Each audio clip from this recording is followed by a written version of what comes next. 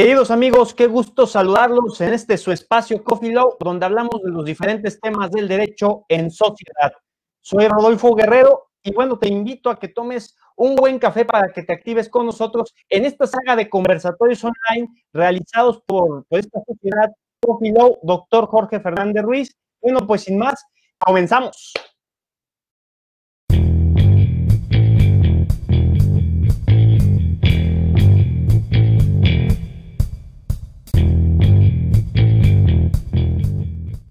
Bueno, queridos amigos, lo prometido es deuda. En este espacio no nos vamos a cansar de repetir lo importante que es saber adquirir las nuevas habilidades que necesitamos bajo este contexto que para nada es la nueva normalidad, es la nueva realidad. Y para el abogado es importante optimizar y huir.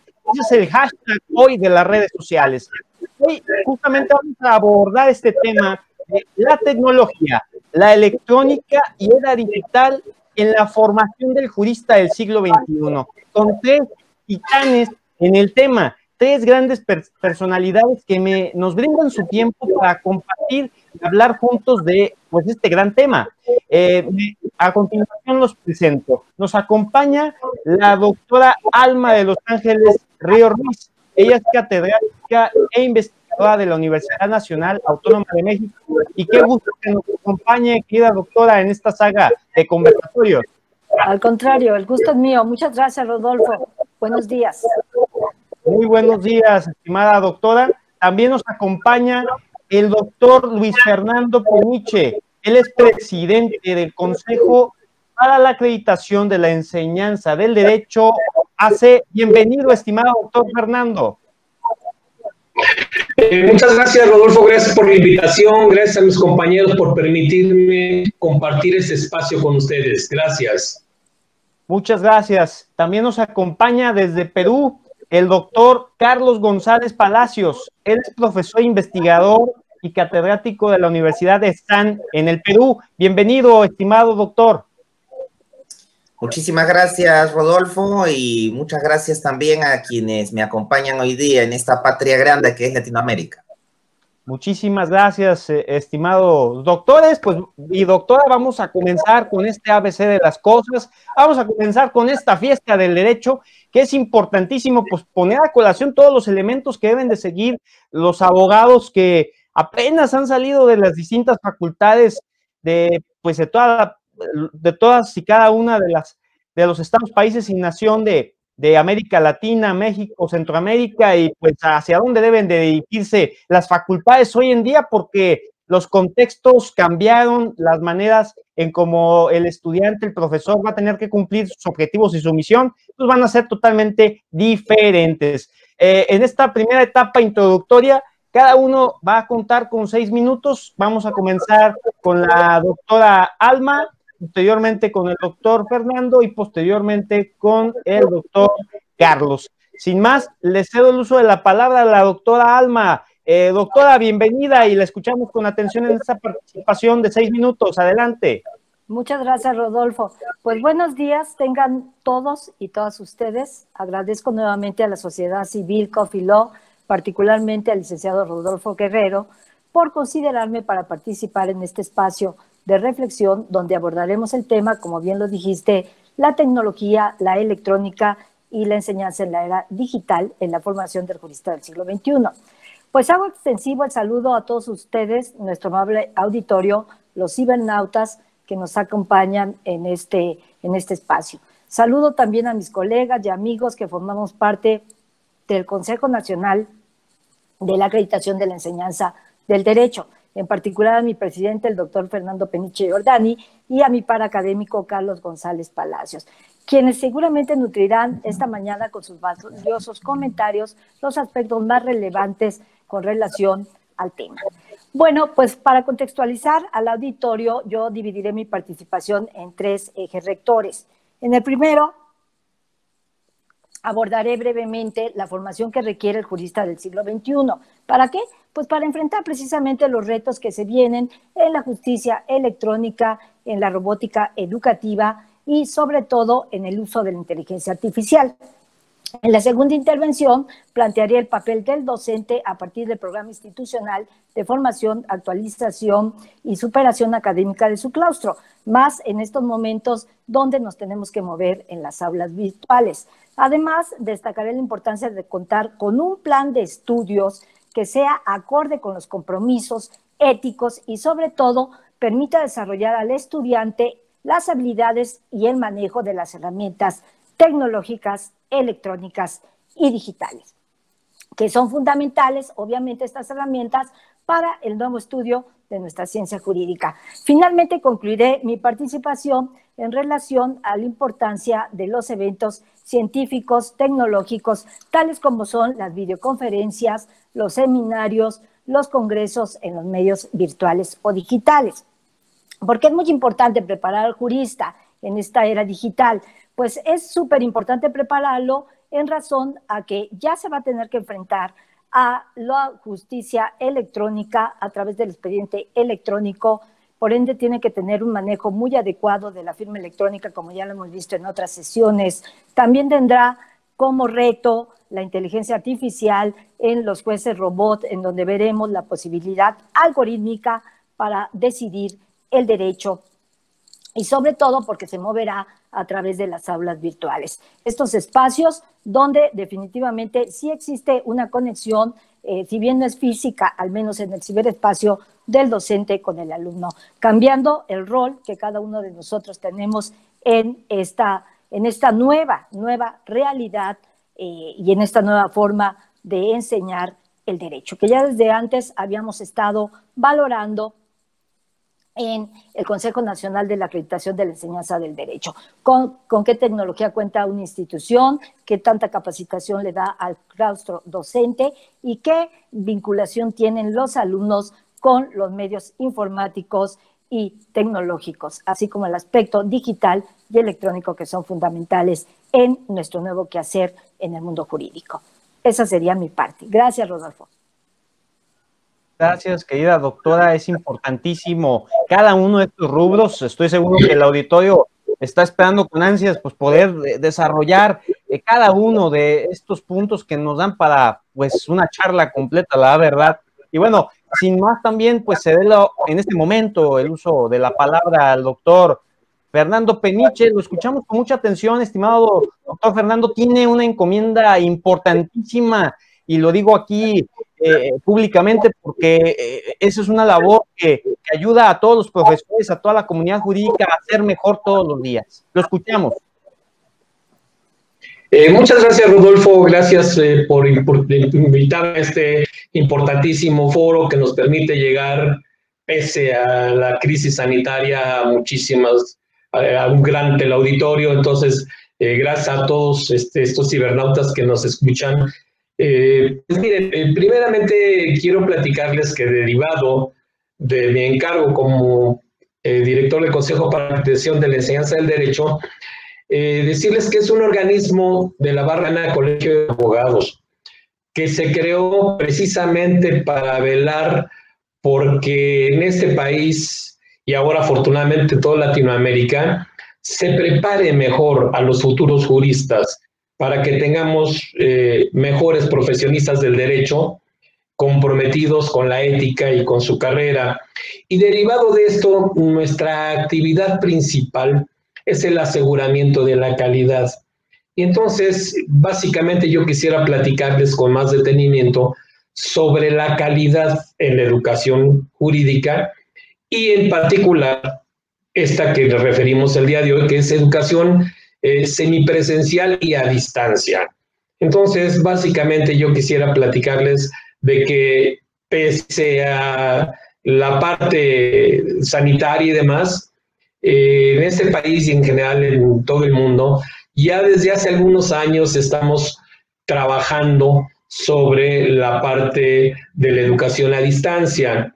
En nuestro país ya son varias décadas de estarlo haciendo y de estarlo haciendo bien. Y bueno, pues yo quisiera compartirles algunos recuerdos de esto, de que en los inicios en mi universidad, la Nacional Autónoma de México, empezamos con el programa que llamábamos SUA, que es Sistema de Universidad Abierta, y ahora le decimos SUAYED porque es abierta y a distancia.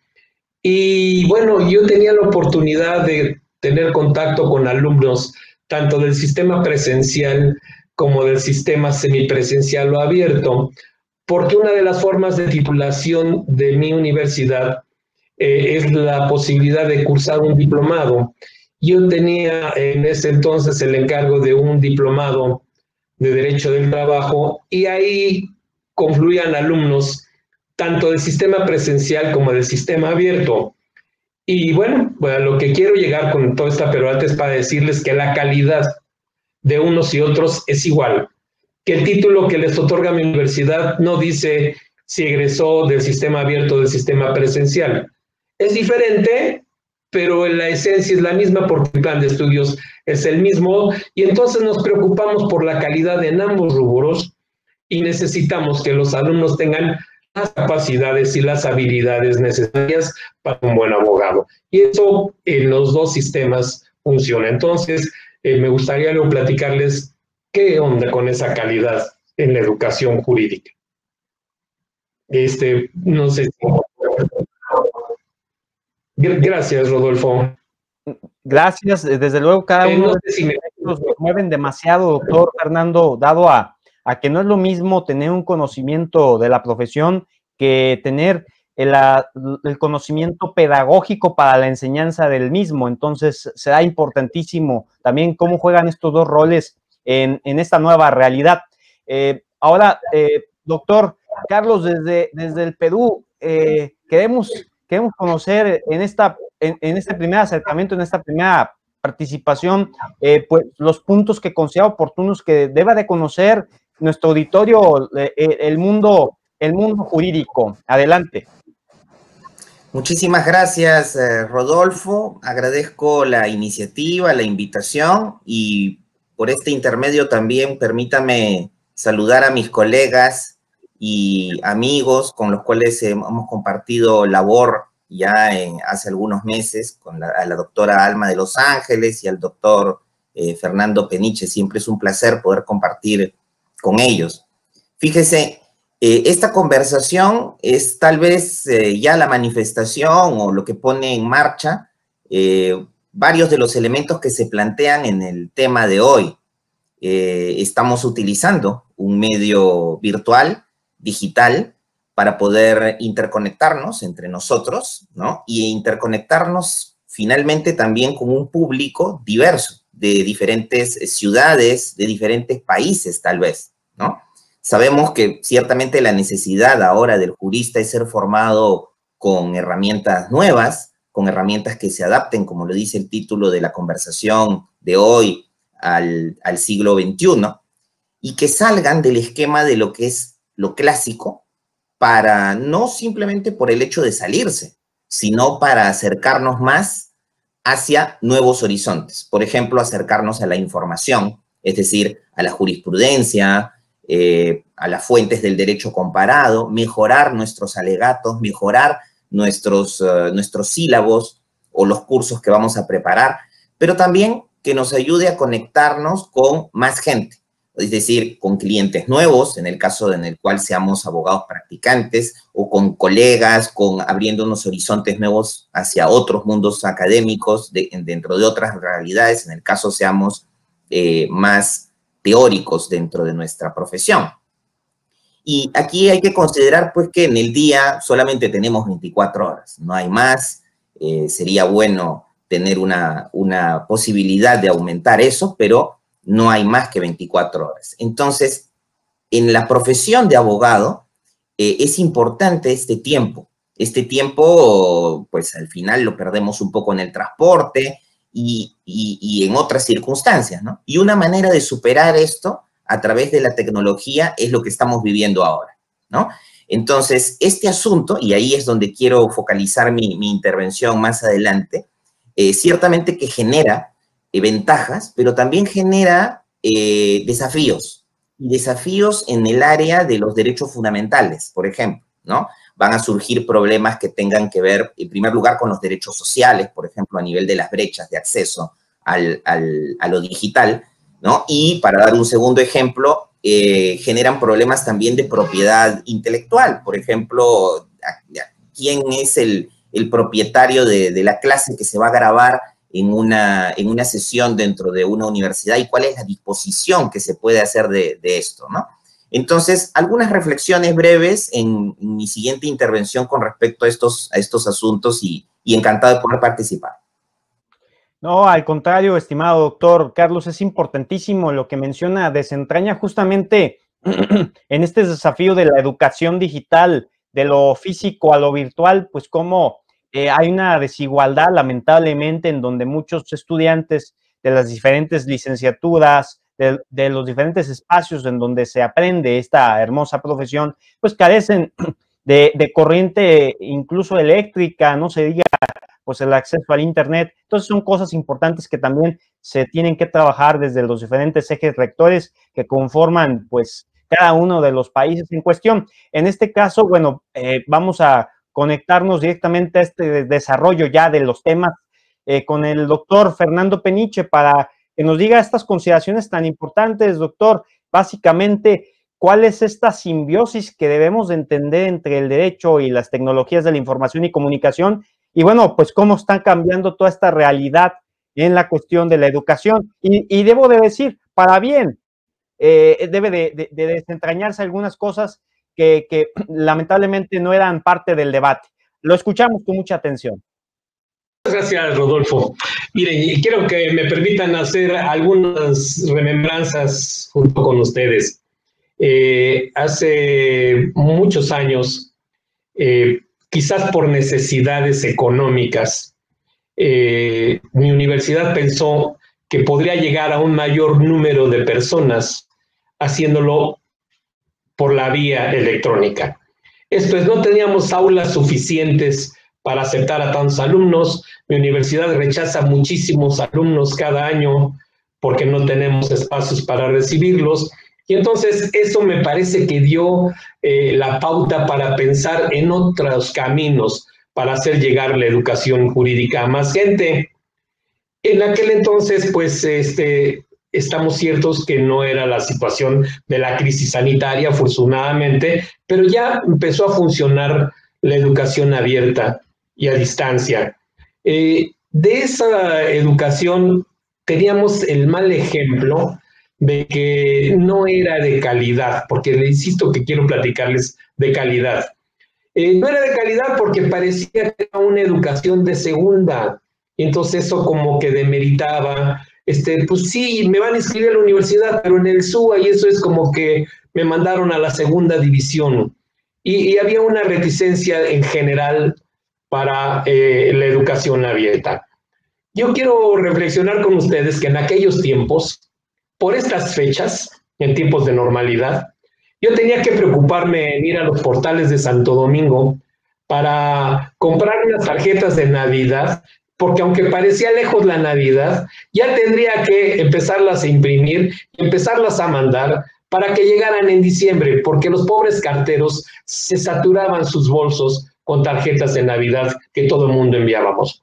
El día de hoy es una vacilada que pareciera vacilada, pero lo uso para ejemplificar que el día de hoy, el mero día 24 en la mañana me siento a la máquina, hago un texto de Navidad y le doy enter y lo mando a todos mis contactos y no batallé de más. ¿A dónde va esto? A que le quité la chamba al cartero.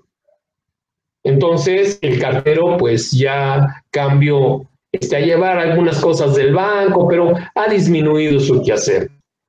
Pero el del telégrafo perdió más trabajo.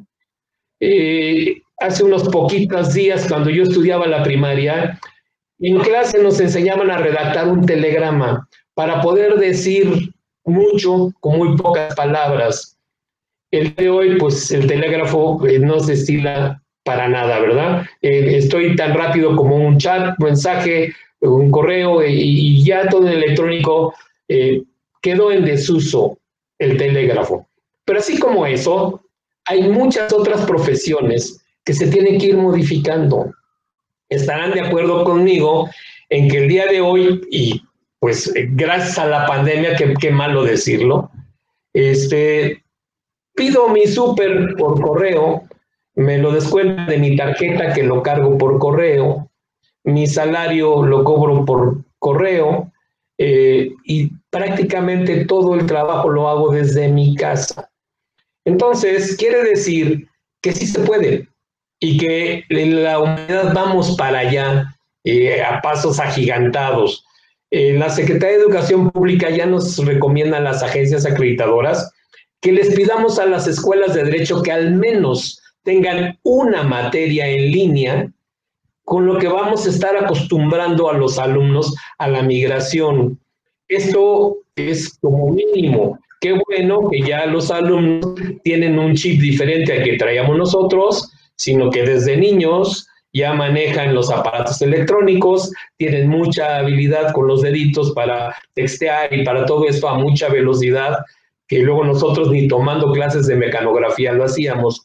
Entonces, esto es cómo ha ido evolucionando la humanidad en general, y me queda bien claro, como decía la doctora Ríos hace rato, ya estamos con juicios en línea, pero llegará un momento en que todo eso se va a manejar en línea. Entonces no voy a batallar mucho que tenga yo que ir a ver si los jueces van a portarse bien, van a acceder, si el secretario necesita que le lleve yo un regalo para que me hagan fecha de audiencia, cosas como esas, que era la parte fea de mi profesión, en donde la corrupción le da en la torre. Entonces, la Barra Mexicana del Colegio de Abogados, cuando creó CONAED, justamente con la idea de acabar con esos malos ejemplos que decimos que no hay un abogado decente. Yo creo que ahora las máquinas, los robots, van a ser más decentes y tienen que estar programados para que si es un divorcio necesario o voluntario, pues aquí tengo dos opciones y después cuántas opciones, se di cuántas pruebas para ofrecer, y todo eso puede ser en línea y esa máquina va a dar una respuesta que será una sentencia definitiva sin ninguna cosa extra a lo que está marcado en el programa, ¿no? Entonces, me parece que es muy importante que no solo la ciencia jurídica, me parece que todas, la medicina, me voy a meter a un tomógrafo sin necesidad de nadie más que el ayudante del aparato y me va a decir, tienes tal y cual enfermedad y tómate ahí otra medicina y tan, ¿no? O si necesito una cirugía, pues el mismo robot ahí me hace la cirugía y ya otra cosa. Me parece que la participación humana va a disminuir. Entonces, para lo que quiero concluir es que mis queridos abogados que se están formando necesitan tener mucha capacidad para poderse manejar en ese mundo en donde las máquinas van a ser nuestros contrincantes, nuestros competidores, ¿verdad?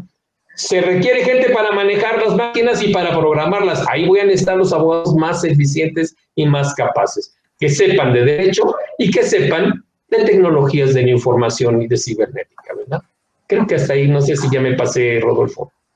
Muy bien, estimado doctor Fernando. De hecho, bueno, son una de las cosas más importantes hoy en día de que las diferentes facultades, diferentes licenciaturas en derecho puedan considerar como parte de una materia obligatoria y no optativa, y además especializante, que es el derecho informático, el derecho de las nuevas tecnologías, que ya no son tan nuevas, pero aparentemente a su vez sí, porque aunque estén, por ejemplo, las redes sociales y muchos diferentes programas de computador disponibles al alcance de todos, muchos de los centennials hoy en día no aprovechan al máximo y desconocen justamente toda y cada una de las características que tienen estas herramientas, y es importante ponerlo en este conversatorio.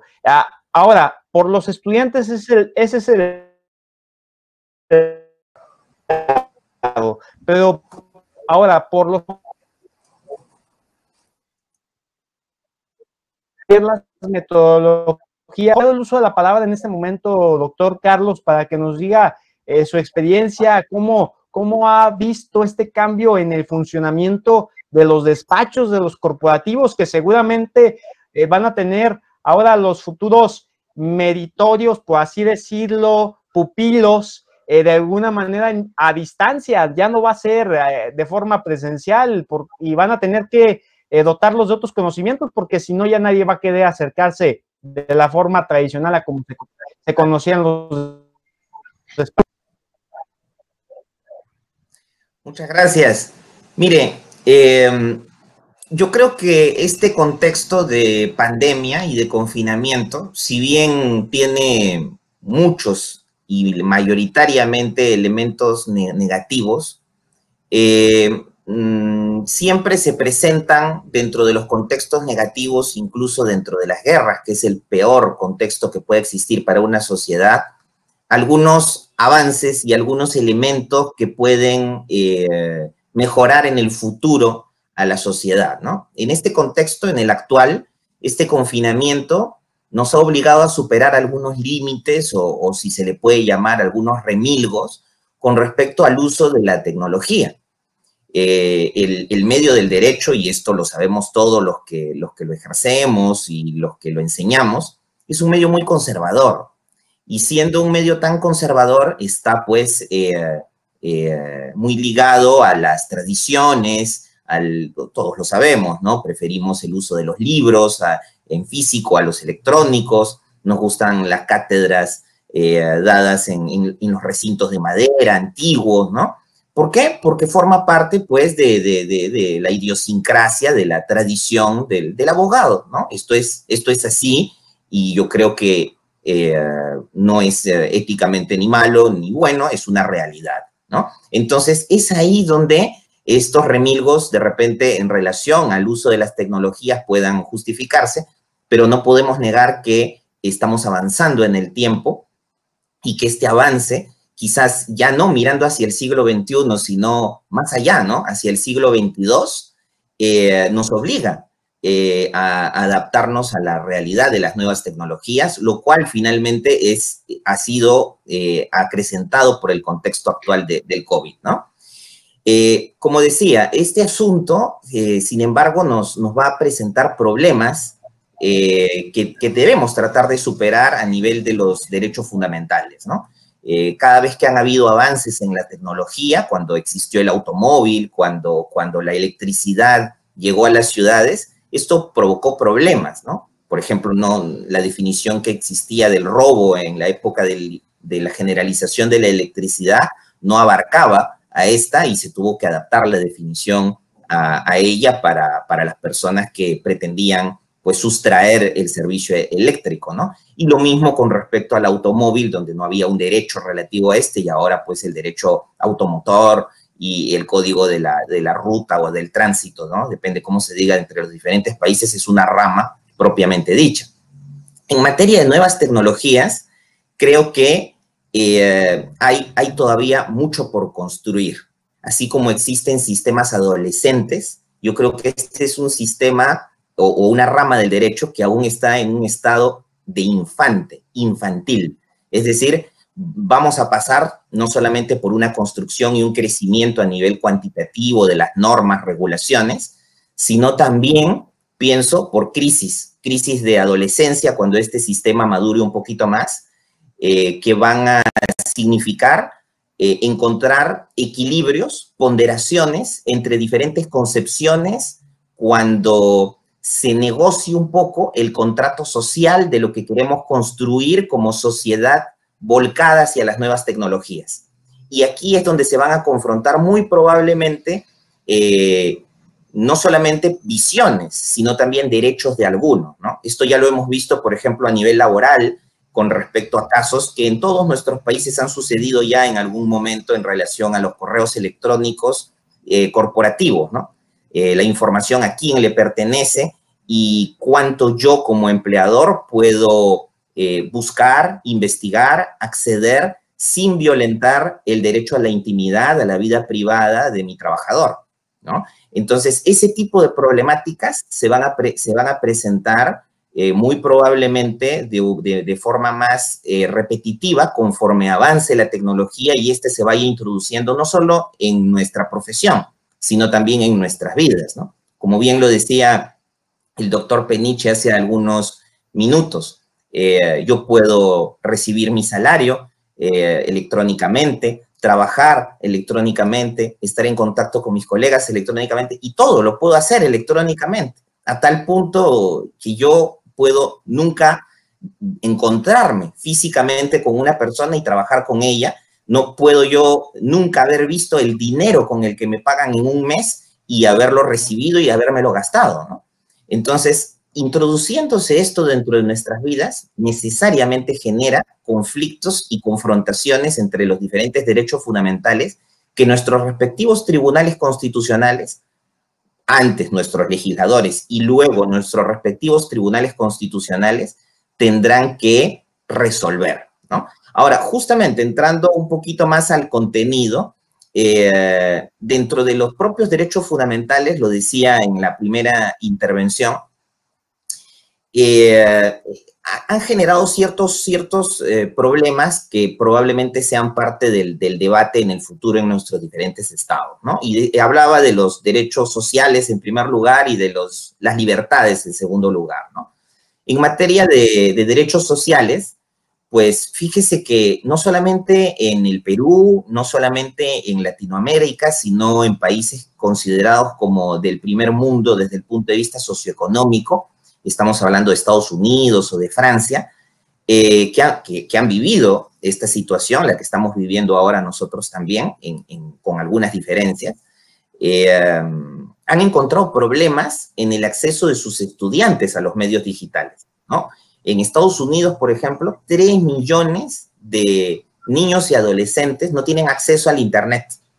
Y no tienen acceso no solamente por una cuestión de falta de cobertura, que eso es el mínimo de casos, sino sobre todo por la indisponibilidad de medios económicos para poder pagar el acceso a Internet, ¿no? Y estas carencias de un servicio que ahora debería ser considerado tal vez como básico, ¿no? Porque nos permite acceder a una serie de elementos que tienen que ver con nuestro desarrollo personal, esta carencia afecta más que todo estudiantes que provienen de minorías, ¿no?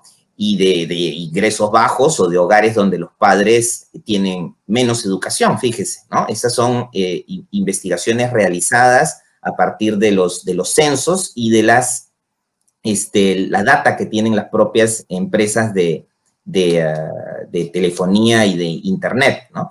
En Francia, este asunto ha generado polémica, una polémica que trascendió el medio universitario y jurídico para convertirse en un asunto nacional sobre la posibilidad que tenían los estudiantes de rendir los exámenes, ¿no? Y las dificultades que tenían algunos que no tenían computadora, que no tenían un acceso a un Internet veloz y que por ende estaban en una situación de desigualdad con respecto a quienes sí tenían estas posibilidades, ¿no?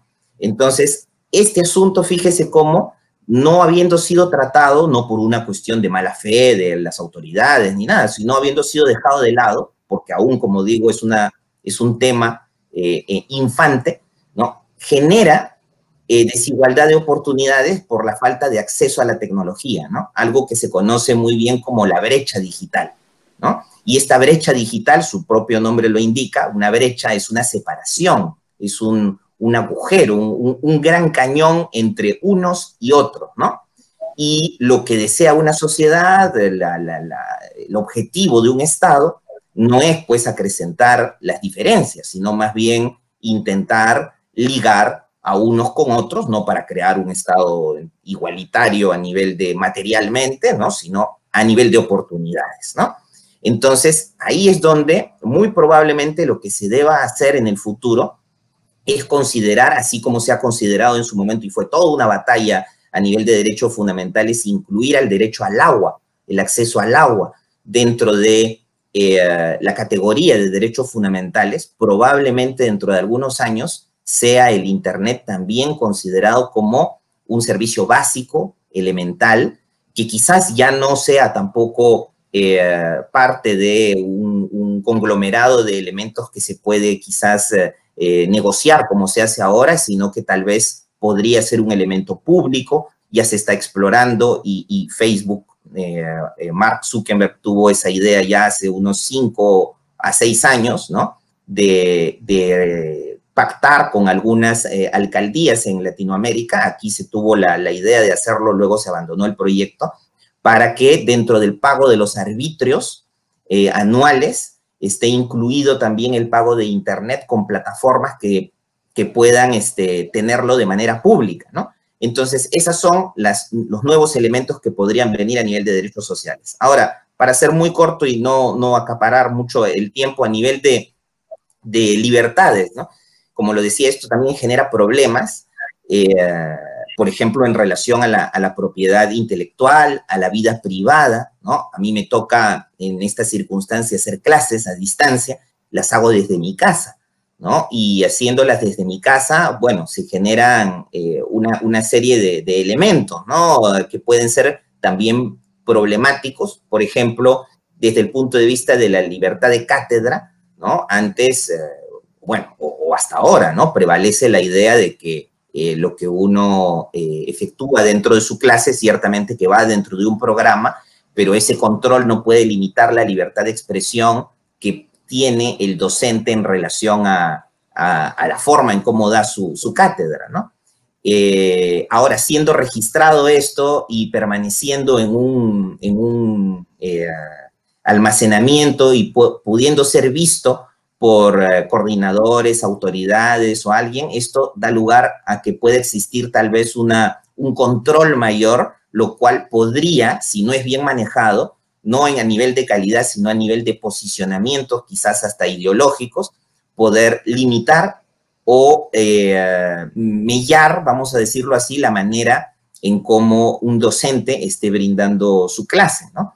Entonces, estos asuntos también deben ser tratados, el derecho a la intimidad, al manejo de los datos de los propios estudiantes y, como lo decía hace rato, también a la propiedad de a quién pertenecen finalmente las clases que se están brindando y esos videos, ¿no? Imaginemos que una universidad decida, pues bueno, si las clases siempre son las mismas en el semestre 1, 2, 3, 4, dejemos que el profesor haga la clase en el semestre 1, la grabamos, la enlatamos y nos va a servir pues para el siguiente semestre y el subsiguiente, ¿no? Entonces hay que encontrar límites en relación a estas prácticas que ciertamente son positivas porque el mundo está avanzando en ese sentido, pero debemos encontrar ponderación para que los derechos fundamentales, en lugar de colisionar, puedan complementarse, ¿no? Esa sería mi primera intervención, don Rodolfo. Te agradezco mucho, estimado doctor y amigo Carlos, por esta explicación tan larga y puntual, abarcando demasiados puntos como los derechos humanos de cuarta generación, realidades sociales que pues son muy difíciles de poder evolucionar, modificar, y bueno, desde luego ese último punto que abordas es parte total del cambio. Bueno, pues sin más, ya está con nosotros en este desarrollo. Alma, doctora, le cedo el uso de la palabra, adelante. Muchas gracias, Rodolfo. Bueno, ya ven cómo la tecnología falla, ¿no? Prueba de ello es esto.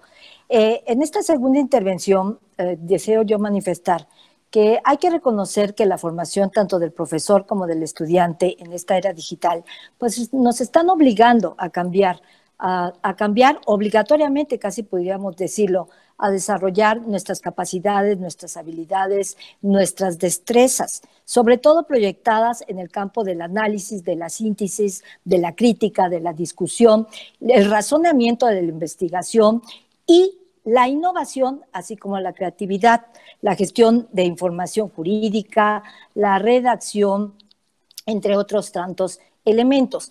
Pero hay que reconocer que también toda esta enseñanza del derecho pues va muy de la mano con la inteligencia artificial que se está aplicando en nuestro campo jurídico. Entonces es muy importante señalar que el binomio alumno-profesor en el hoy está obligado a utilizar las herramientas electrónicas, tecnológicas, digitales. ¿Para qué? Pues para innovar la profesionalización de la ciencia jurídica, de la enseñanza, del aprendizaje. Aquí el gran problema se va a dar en la vinculación entre el aspecto teórico y el aspecto práctico. Prácticamente ya está el tribunal electrónico, el tribunal en línea y todo este quehacer fáctico de la ciencia jurídica, pues lo estamos viendo. Miren, hay que recordar que aproximadamente desde la década de los 60, 70, 80 se viene este cambio vertiginoso de la era digital y muchos investigadores expertos en la materia, sobre todo inteligencia artificial, han venido planteando ideas tecnológicas. ¿Para qué? Pues para almacenar y estructurar la información jurídica. E incluso, fíjate bien, algunos han centrado su atención en lo que llaman hallar la probabilidad decisional algorítmica del derecho. Esto es decir, cuando nos vamos a enfrentar a la robótica, donde tú lo sabes que en varias partes del mundo ya hay jueces robot, en China creo que es el ejemplo más claro, pero no solo va a ser que el abogado, con el manejo de estas habilidades y esta formación, pueda, insisto, competir con la máquina. Si bien es cierto que la máquina está programada por el hombre, también es cierto que tiene más rapidez, más efectividad y por ende lo que nos obliga a comprender que tenemos que enseñar a nuestros alumnos en estos nuevos modelos. Algunos considerarán que son modelos inéditos, novedosos, pedagógicos, ¿no? Implementar aulas virtuales en donde el alumno de posgrado, de licenciatura, pues tenga la necesidad de construir su propio conocimiento. ¿Para qué? Para lograr un aprendizaje significativo. Pero el alumno ya se está familiarizado con estos entornos virtuales, con estos medios digitales. El alumno y el profesor debemos asumir un nuevo rol, aprender de una forma integral, ¿no?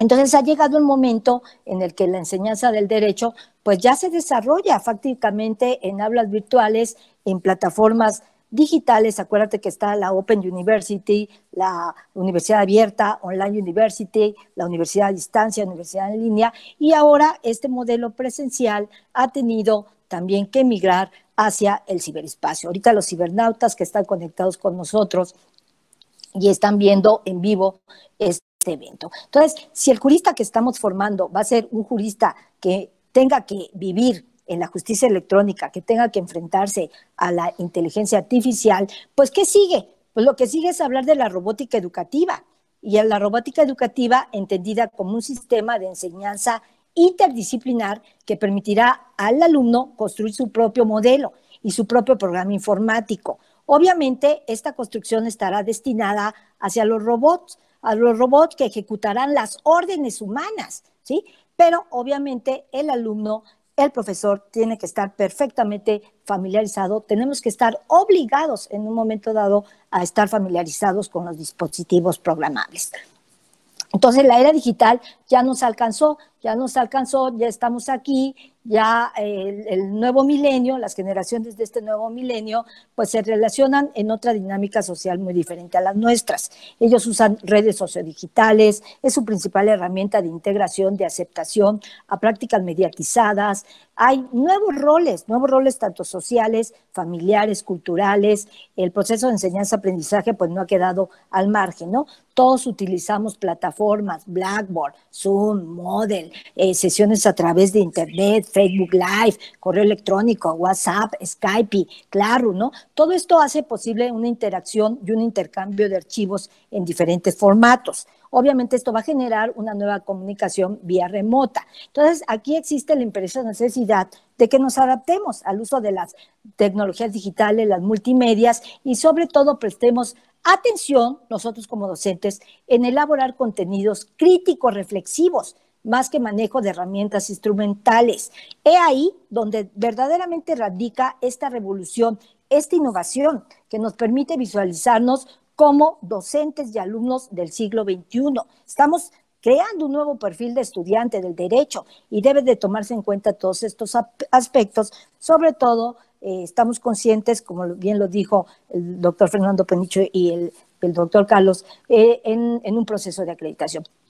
Es muy importante, insisto yo, en que los programas institucionales de formación, actualización y superación académica estén muy conscientes de que el profesor y el alumno tienen que manejar la tecnología del aprendizaje y conocimiento, las TACs, las tecnologías de la información y comunicación, las TICs, el manejo de la web 1.0, la web 2.0 y, ¿por qué no?, hasta las tecnologías del empoderamiento y participación. ¿Para qué? Insisto, para que podamos elaborar contenidos académicos de calidad pedagógica, con información actualizada, donde nuestros alumnos desarrollen y nosotros mismos estas capacidades, estas competencias. No olvidemos que el estudiante virtual tiene que desarrollar las mismas para resolver de una manera más rápida, más eficiente todos los problemas. Entonces, la ventaja de esto es que tenemos que estar predispuestos al cambio, predispuestos a la innovación, a la toma de decisiones, a los retos que nos requiere el nuevo quehacer jurídico. Entonces, yo concluiré esta parte de mi intervención señalando que en cualquier proceso de enseñanza-aprendizaje, en los planes y programas de estudio, y sobre todo en la malla curricular, debe de contemplarse los aspectos que nos está exigiendo la nueva era tecnológica, digital y electrónica. Debemos incorporar asignaturas que se ocupen de la formación del jurista, a efecto de que todos los egresados que salgan de las universidades y entren al campo laboral manejen todas estas herramientas. Obviamente esto va a permitir incrementar el nivel de estudio. Utilizaremos múltiples recursos para alcanzar, como lo dijeron mis compañeros, no solo la alfabetización digital, sino lo que llamamos hoy la robótica inclusiva en claustro docente y en los alumnos. Entonces, la formación del profesor tiene que estar ubicada en cuanto a aspectos pedagógicos que permitan comprender y mejorar este desarrollo, tiene que estar ubicada en la formación tecnológica para desarrollar las destrezas y, sobre todo, la nueva realidad educativa que estamos viviendo y que se da a partir del uso y las herramientas digitales y tecnológicas. Gracias, Rodolfo. Gracias, querida doctora. Desde luego, pues son puntos indispensables estos que menciona. La verdad es que hay varias generaciones convergiendo, conviviendo en el mismo tiempo, abuelos, padres e hijos de diferentes generaciones, desde los de la generación X, Baby Boomer, Millennial y Centennial. Entonces, pues claramente vemos una cierta polarización, por así decirlo, en todo este tema. Y bueno, importante también saber cómo juega un papel indispensable la alfabetización digital. No podemos entender todo esto que está pasando sin tener en cuenta que el primer factor fundamental es encauzarnos hacia este rubro del uso adecuado de las tecnologías, porque también, retomando lo que mencionaba el doctor Carlos hace unos momentos, es indispensable que se tenga en cuenta, ahora sí que como dice la frase célebre de alguna película hollywoodense, todo habilidad, y es porque siempre cuando hay el uso de las TIC se descuida la privacidad, se descuida el cuidado a la intimidad y otra serie de factores como la confidencialidad. Es muy importante tener todo esto en cuenta. Bueno, pues llegamos al momento de las conclusiones, y en este caso, pues comenzando con el doctor Fernando Peniche, posteriormente con el doctor Carlos y posteriormente con la doctora Alma. No sin antes mencionar todos los comentarios que nos hacen llegar en las redes sociales, que son demasiados, muchos de saludos para los tres expositores que nos acompañan, algunas opiniones como las que nos publica Isabel Gutiérrez, que nos dice lo siguiente: muy bien al doctor Carlos, estoy de acuerdo con la adaptación de los juristas a las tecnologías, pero teniendo en cuenta los derechos fundamentales y la construcción de la aplicación del derecho a la nueva realidad. Reina Briz, saludos a la doctora Alma Ríos Ruiz. Leti Lop, gracias a la doctora, muy clara la explicación que nos da sobre la realidad virtual. Y también por parte de las otras páginas que tenemos con la transmisión en vivo, Marcela Chavarría nos dice: excelentes expositores, felicidades por abordar temas tan interesantes, sobre todo en esta época que estamos viviendo. Bueno, esto es para que quede claro al auditorio que los estamos leyendo y que le estamos esperando sus preguntas siempre. Bueno, pues llegamos a esta etapa de la conclusión. Doctor, sin más, nos compartía en algunas remembranzas lo importante que es saber que todo está cambiando constantemente y que si te agarra por sorpresa esta ola de la innovación, vas a quedar desempleado, vas a quedar desterrado de alguna forma. Lo escuchamos con estas conclusiones, incluso con algunos exhortos que le haga a la comunidad jurídica que nos ve y nos escucha. Bien, Rodolfo, gracias. Miren, quiero concluir, por supuesto, que antes y ahora y después es muy importante la calidad educativa, que no tenemos que descuidar que nuestro ejercicio tiene que ser con calidad, porque eso es lo que nos lleva a ir avanzando. Cuando nos olvidamos de la calidad, caemos en la mediocridad y eso nos lleva hacia puros problemas. Quiero decirles que en este país, afortunadamente, hay muchas instituciones que están preocupadas por la calidad educativa y que entonces se vuelven instituciones confiables para que los alumnos puedan estudiar derecho. Tenemos 64 de calidad en este país y, bueno, en Centro y Sudamérica, que no me alcanzaría el tiempo para citarlas a todas, pero sí existen. Es cuestión de consultarlo. Tenemos una página para que consulten una por una si la universidad a la que pretendan ir a estudiar Derecho es una escuela de calidad. ¿Cómo sabemos si es de calidad? Pues porque tenemos procesos de aseguramiento de la calidad en donde nos preocupamos por rubros internacionales que nos permiten estar ciertos que un programa educativo es de calidad.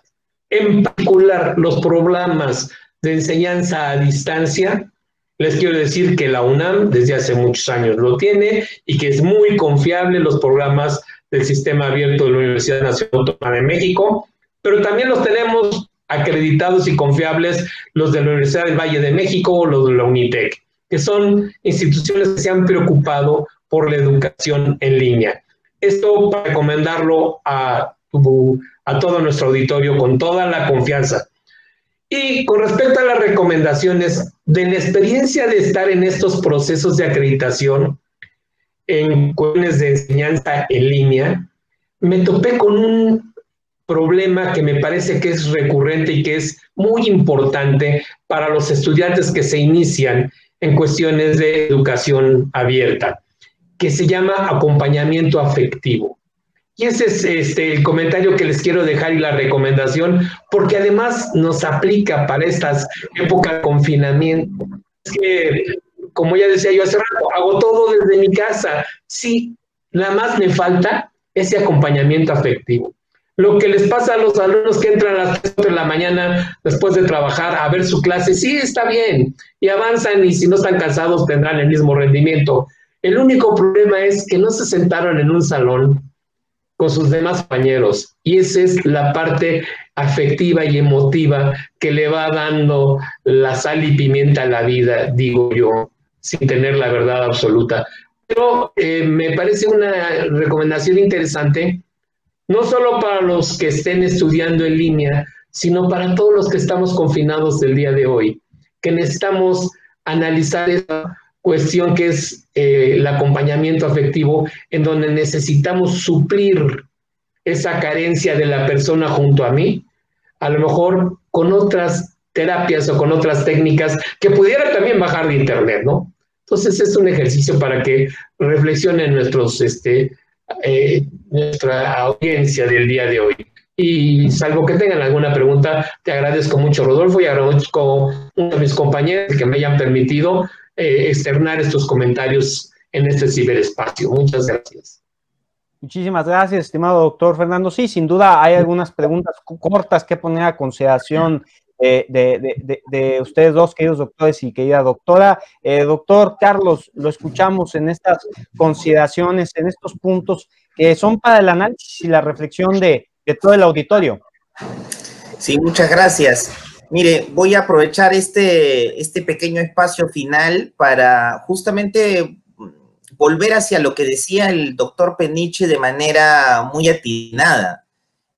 Creo yo que más allá de los derechos y del derecho en general, se abre un campo de exploración más sociológica tal vez, que es muy importante, ¿no? Sobre la necesidad o la no necesidad de poder prescindir de la presencia humana para formarse universitariamente, para interrelacionarse con el otro a nivel del derecho. Pues bueno, para algunas circunstancias tal vez esto sea posible, abrir una cuenta de banco, quizás realizar un trámite administrativo, ¿no? Pero tal vez para transmitir conocimientos incluso, ¿no? Es decir, el logos puro, es decir, acceder a una información propiamente dicha, en la frialdad del logos, ¿no? Pero quizás esto sea menos efectivo para transmitir habilidades blandas. El método no presencial tal vez no se adapte tanto al contexto de lo que es el ser humano. ¿no? Un ente vivo, con emociones, un ente que se estremece, no solamente por lo que escucha y lo que lee, sino también por la dinámica de lo que percibe, por la emoción que siente a partir de una presencia. Ahí es donde los juristas somos no tan buenos, porque finalmente a nosotros nos forman a un positivismo y a un elemento donde debemos ser fríos en función de lo que es la norma y cómo se aplica esta, ¿no? Tenemos ciertamente nuestro grado de humanidad, ya lo decía Levi-Strauss, ¿no? No podemos ser 100% neutrales, ¿no? Eso es imposible. Pero, y revertimos entonces una suerte de elementos emocionales, ¿no? Pero fíjese que yo creo que la educación no es un asunto netamente mercantil y por ende no es un asunto tan frío, a diferencia de una compra en línea, de la apertura de una cuenta bancaria o de un trámite en línea, ¿no? La educación es un asunto más humano, nos lo demuestra el hecho de que estos cursos a distancia con los niños han resultado ser muy difíciles porque, bueno, no se les puede, pues, tener concentrados fuera de la presencia humana tanto tiempo, ¿no? Entonces, así como un matrimonio se vería o sería un poco difícil, pues, ¿no? Conocerse y casarse en línea sin nunca haberse visto, o criar a los hijos es algo que parecería imposible hacerlo a distancia, ¿no? Y lo mismo sucede con no la alimentación de una amistad, sino más bien la construcción, ¿no? De una amistad toda en línea. Son elementos un poco complejos. Creo yo que la educación a distancia y la interrelación incluso que puede existir entre un abogado y su cliente para cierto tipo de materias es un poco compleja y tal vez encuentre algunos límites que son justamente los límites de nuestra humanidad, ¿no? Es decir, forman parte de lo que somos y eso desnaturalizaría un poco nuestra propia esencia, ¿no? Yo le agradezco bastante por este espacio y a mis colegas también, como siempre, como lo dije al inicio, un gusto de poder compartir con ustedes y un verdadero placer escucharlos.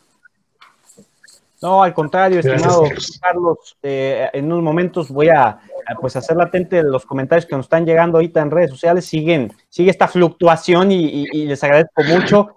Rompiendo esta cuarta pared con todos ustedes, queridos amigos, que sigan participando porque todos se están tomando en cuenta y personalmente le compartiré cada uno de los enlaces de esta transmisión en vivo a nuestros queridos expositores, así que no tengan duda que se están leyendo y están tomando en consideración cada una de las preguntas. Conéctada. Querida doctora Alma, bueno, pues estamos muy deseosos de saber estos puntos que ha preparado para todo el auditorio en relación a las reflexiones y a los puntos de conclusión que tiene. Así que adelante. Muchas gracias, Rodolfo. Mira, antes de terminar, quiero contextualizar varias cosas, dos aspectos fundamentales.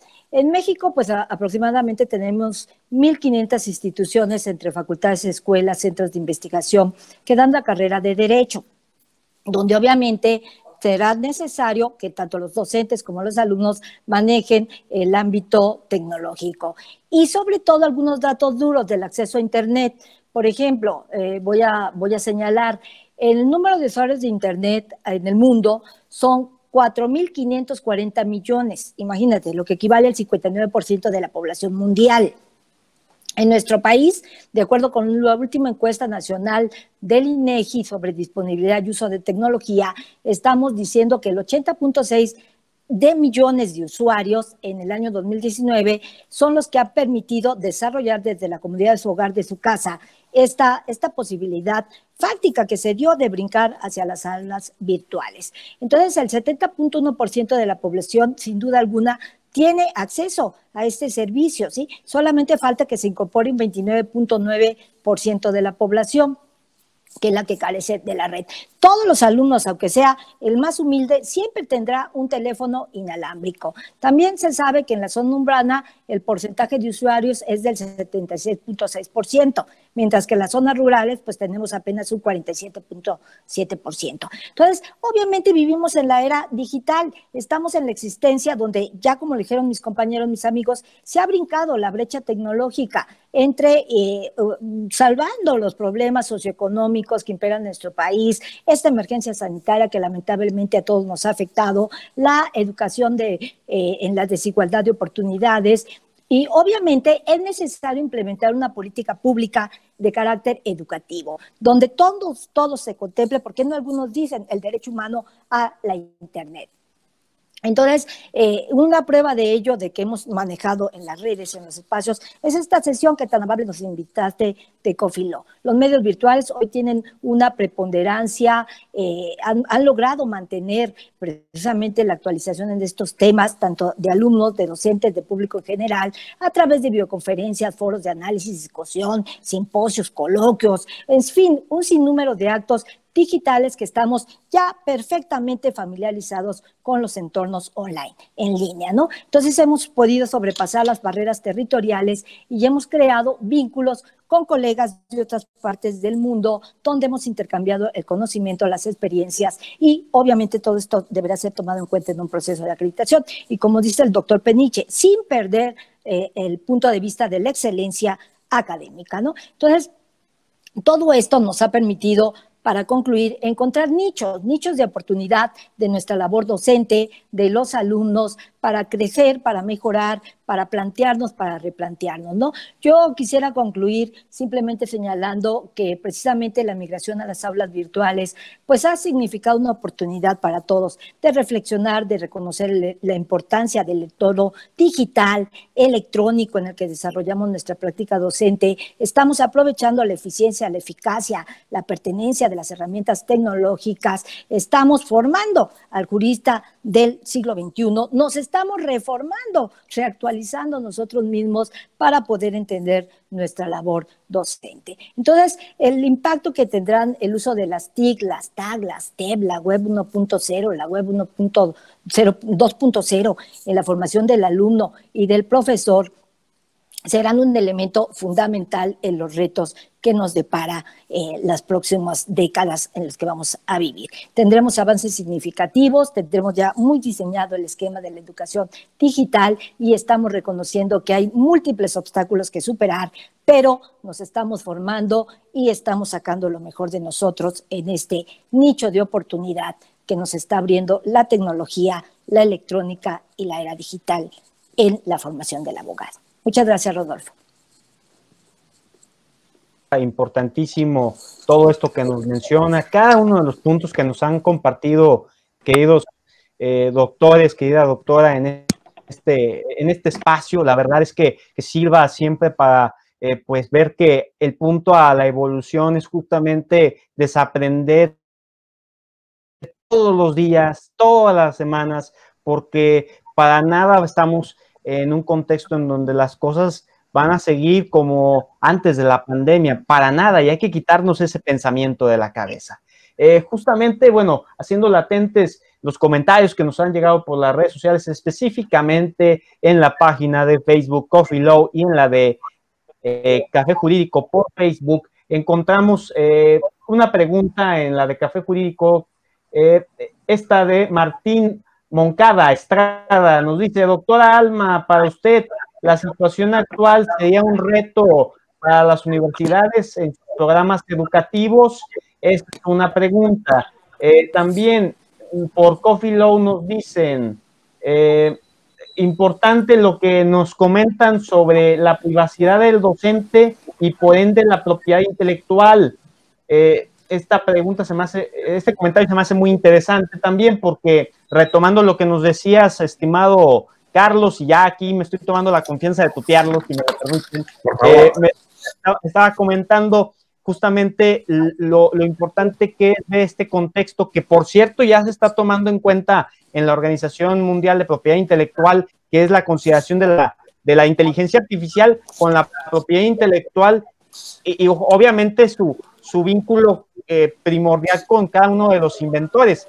Entonces, en este caso, bueno, ¿qué deberían de considerarse por parte tanto de las universidades como tal? En esa pregunta que hicieron dirigida a la doctora Alma, pero en la cual, si quieren emitir comentario, adelante. Y también en relación a la propiedad intelectual y a la privacidad, algún comentario que deseen abonar.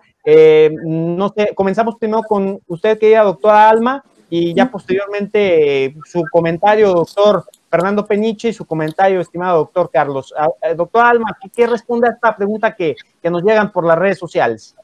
Sí, pues mira, muchas gracias, a mi gran amigo Martín Moncada y también a nuestra gran amiga, la maestra Cipatli. O sea, de verdad que están súper conectados en su calidad de juristas innovadores y les agradecemos mucho.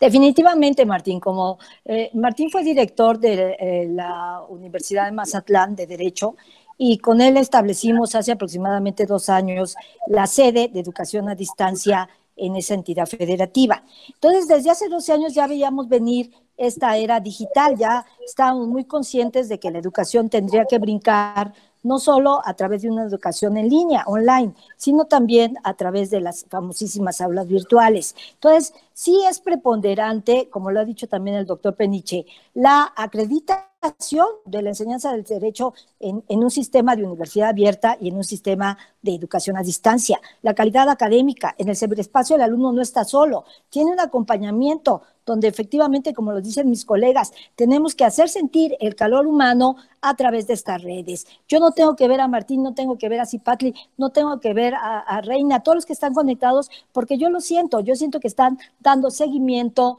y les agradecemos mucho en este proceso. Entonces, esa sería mi opinión, en que definitivamente es una realidad. No vamos a cambiar en ningún momento. Esto no tiene regreso. Al contrario, tenemos que ir con una visión de futuros abogados. Y en cuanto a la propiedad intelectual, pues, se cuestiona mucho, ¿no? El derecho a la imagen, se cuestiona mucho la privacidad.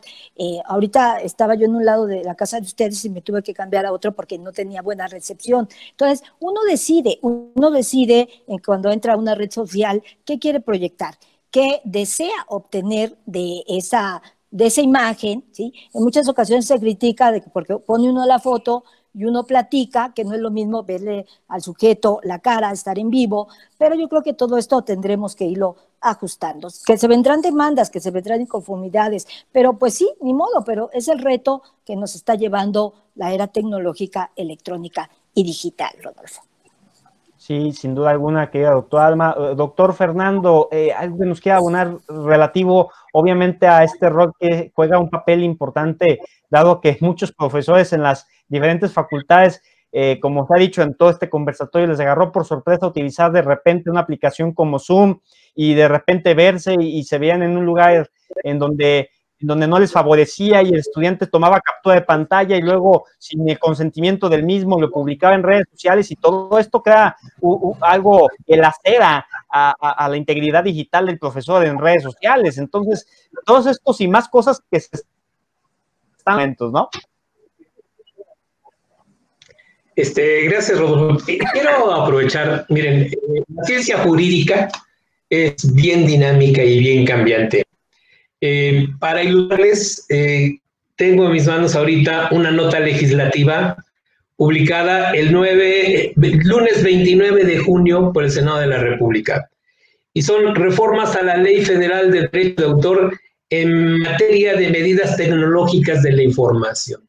Ya nada más con esto les quiero decir que el día de hoy, tan llano como eso, ya tenemos que actualizarnos en cuestiones jurídicas, pero también en cuestiones de tecnologías de la información. Entonces, es fundamental, y me sirvió esto para ejemplificar que tenemos que estar los abogados en general al día, porque todos los días tenemos cambios en la legislación, porque la sociedad es cambiante. Entonces, por supuesto que las escuelas de derecho, si esto no lo tomamos en cuenta, pues ya me rebasaron, ¿verdad? Y esto es de hoy, justamente sale publicado hoy. Lo utilicé como ejemplo porque podemos poner 1000 ejemplos con esto de cómo necesitamos estar muy actualizados. Entonces, la educación tiene que estar muy actualizada, tanto en cuestiones jurídicas como en cuestiones tecnológicas. La mejora continua es la base de la calidad educativa. Entonces, esa es la palabra clave. Necesitamos estar en una mejora continua para poder alcanzar la calidad educativa. Y esa mejora continua nos implica capacitación de profesores, técnicas para los alumnos, actualizaciones de planes de estudio, y en cuestiones de derecho, pues tener la legislación al día. Hasta ahí comentarios, que me digan alguna otra cosa. Definitivamente, doctor Fernando, el Senado pues, aprobó justamente que los contenidos en Internet pueden darse de baja sin intervención de una autoridad, y eso es importante mencionarlo, como aquello que nos decían los profesores y que seguramente lo hacen acá, estudiante que nos ve y nos escucha en estos momentos, que siempre estén leyendo constantemente lo que está saliendo en los canales oficiales del Congreso de la Unión, del Senado de la República, en el diario oficial de la Federación, para que sepan que pues todos los días se está tomando en cuenta nuevos puntos que a lo mejor creíamos que eran lejanos, pero realmente no es así, menos en el contexto que vivimos.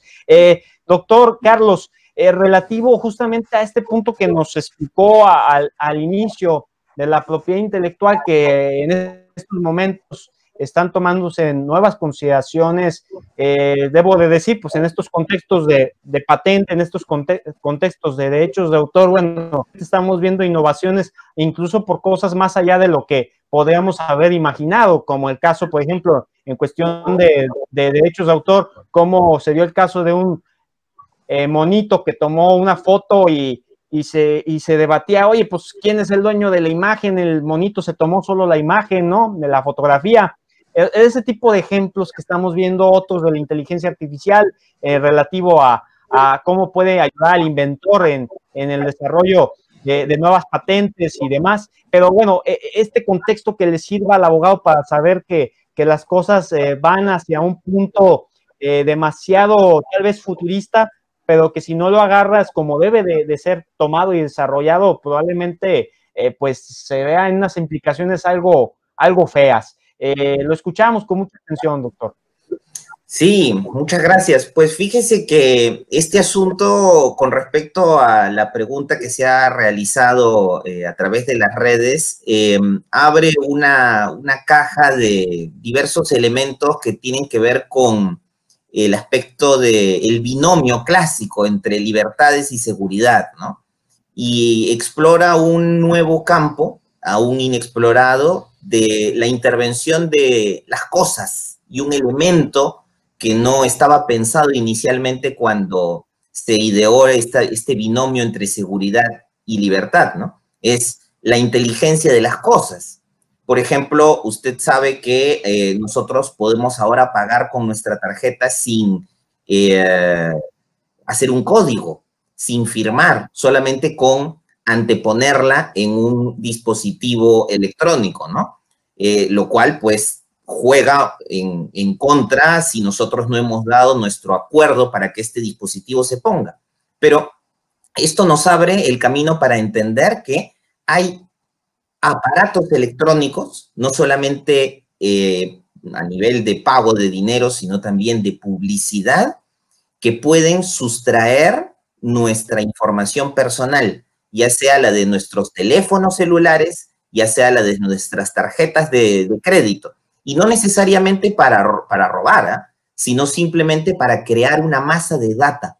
Por ejemplo, ¿no? Yo puedo pasar cerca de un panel publicitario todos los días a las 4 de la tarde y van a saber que el número de teléfono celular tal ha pasado ahí todos los días a las 4 de la tarde, ¿no? O pueden saber, por ejemplo, que 80,000 usuarios de teléfono celular pasan alrededor de tal panel publicitario, ¿no? Esa información que se va a tener genera problemas porque no se sabe quién la almacena. Yo no he dado mi acuerdo para que esto se haga y esto existe por una razón simple. No existe aquí, yo pongo de lado todos los elementos que tengan que ver con la mala fe o la maldad. No, esto existe simplemente porque el derecho aún no ha legislado y no se ha posicionado sobre estas materias. Entonces, ¿eso qué significa? Significa que hay una tarea pendiente de construcción y significa también que las empresas aprovechan esta circunstancia de espacio que deja el derecho para poder actuar. Como bien lo sabemos, en derecho, pues todo lo que no está prohibido está permitido, ¿no? Entonces, es ahí donde ese marco de regulaciones, que no es necesariamente restricciones de libertades, es, como lo dije en mi intervención anterior, encontrar un equilibrio entre diferentes derechos, ¿no? La libertad que pueda tener el empresario o los sistemas, quienes tienen los sistemas de informáticos o de nuevas tecnologías a nivel de inteligencia de las cosas, ¿no? Y por otro lado, los derechos que tenemos nosotros, los ciudadanos, a nuestra vida privada y al respeto de nuestros datos personales. Datos personales que no conciernen solamente, pues, al nombre, apellido, dirección, fecha de nacimiento, grupo sanguíneo, pero también datos personales que consideran ahora y deberían considerar el número IP de mi computadora o el número de serie de mi señal de teléfono celular, ¿no? Esos elementos que antes no eran considerados como información personal, quizás ahora deban serlo para poder proteger un poco más, pues, a nuestra vida privada, ¿no? Entonces, como decía el doctor Peniche, hay una tarea pendiente, pero el derecho es dinámico. Y yo tengo confianza que en muchos de nuestros países esto se va a regular de manera conveniente. Por eso este tipo de debates, este tipo de reflexiones dejan una semilla, ¿no? Ciertamente un debate nunca resuelve todos los problemas, pero dejan una semilla sentada ahí para que la reflexión pues aumente, ¿no? Y se genere una dinámica que en algún momento se transformará en doctrina y también en transformación del derecho, ¿no? Carlos, agradezco mucho esta importante reflexión. Vaya que pues toda la convergencia que está dándose ahorita en las redes sociales por parte de las comunidades que están escuchando y viendo este conversatorio, pues se manifiestan con muchos comentarios de felicitación y de afecto. Letty Love dice gracias al doctor Fernando. Muy didáctica la ponencia, muy favorable para el conocimiento jurídico. El usuario Cocine Art dice felicitaciones y saludos al doctor Carlos, muchísimas felicidades. Y bueno, pues con esto nos damos cuenta que no solamente pues este espacio ayuda para la convergencia de ideas, sino que también impulsa que muchos otros empiecen a ver las cosas de otra manera y que empiecen a actuar al respecto. Seguramente, pues bueno, vamos a estar haciendo nuevos ejercicios en donde la pregunta para este espacio es, ¿aceptan el reto de una participación secundaria bajo estos temas, doctor Fernando, doctora Alma, doctor Carlos? Claro que sí. Por supuesto, Rodolfo. Sí, con mucho gusto. Compartir con la sociedad nuestras experiencias jurídicas, cuente con ellos. Los docentes tenemos ese compromiso desde que nacemos.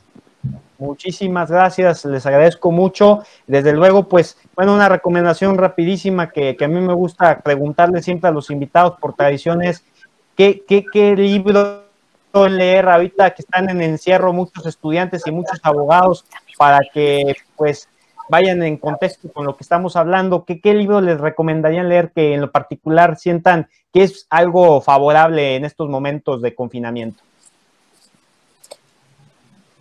Doctor Alma. Bueno, muchas gracias. Primero, antes que nada, agradecer la atenta invitación, haber compartido esta mañana el foro con el presidente del Consejo Nacional de la Acreditación de la Enseñanza del Derecho, el doctor Fernando Peniche, mi amigo Carlos, que nos acompaña desde Perú, y sobre todo a mí me gustaría que pues leyeran nuestro libro que editamos profesores de distintas universidades, que se llama Las nuevas tendencias de la enseñanza del derecho en la era digital. Se encuentra en la página de http de www.enlacejurídicoacadémico.com.mx, donde precisamente ahí manejamos lo que hoy llamamos la enseñanza en las aulas virtuales, la enseñanza en la universidad abierta, la enseñanza en la universidad a distancia. Asimismo, pues hay un sinnúmero de, pudiéramos decir, de algunos otros libros muy interesantes de era digital, como es el aprendizaje del auténtico, ¿cómo se llaman? Aprendizaje auténtico se llama para la era digital. Ese libro es de la editorial Trillas y está también muy interesante y muy ad hoc con el tema que estamos tratando. Muchísimas gracias. Doctor Fernando.